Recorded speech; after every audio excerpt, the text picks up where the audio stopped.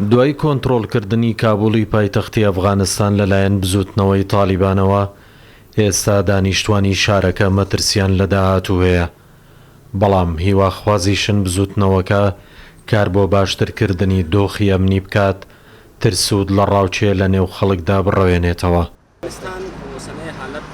دۆخی ئەمنی زۆر جێی نیگەرانیە، نازانین لە داهاتوودا چی ڕوودەدات. هیوادارین تالیبان کار بۆ باشترکردنی دۆخی ئەمنی ئەفغانستان بکات و بیرکردنەوەی خۆی بگۆڕێت. دۆخی یاسای ئەفغانستان بووە بە دیفاکتۆ و کۆمەڵگەی نێودەوڵەتی بە خەڵکی وڵاتەکەشەوە داوا دەکەن تالیبان هەڵسوکەوتی بگۆڕێت و ڕێز لە مافەکانی مرۆڤ بگرێت و ڕێگەش لە کچان نەگرێت بخوێنن. پێویستە ڕێگە بە چوونی کچان بۆ خوێندن بدات، چارەسەری کێشەکانی خەڵک بکات و هەوڵ بۆ بوژانەوەی ئەفغانستان بدات.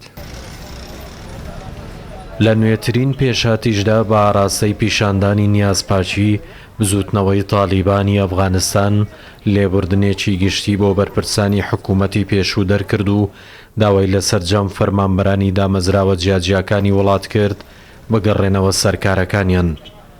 هەروەها تالیبان داوای لە خەڵکیش کردووە بەبێ ترس و نیگەرانی دەست بە ژیانی یاسایی خۆیان بکەنەوە.